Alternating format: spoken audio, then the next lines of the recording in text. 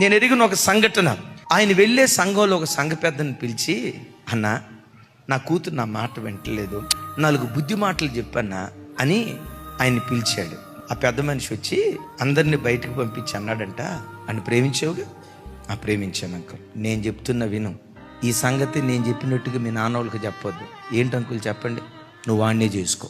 అయితే మీ నాన్నతో ఏం చెప్తావంటే, డాడీ నువ్వు చెప్పినట్టే నేను చేస్తా, నన్ను డ్యూటీకి పంపించు అని చెప్పు.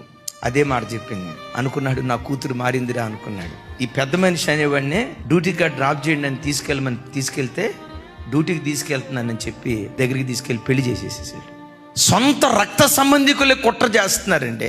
దైవజనమా ఒక్క మాట చెప్తాను, నీవెవ్వరికి కుట్రలు చేయొద్దు. ఎవరైనా నీకు వ్యతిరేకంగా అల్లరి జనం లేచి ప్రవాహంలాగా నిన్ను ముంచాలని వాళ్ళు ప్రయత్నం చేస్తే నీవు మునగో. నిన్ను ముంచాలని ప్రయత్నం చేసిన వాడు మునిగిపోతాడంతే.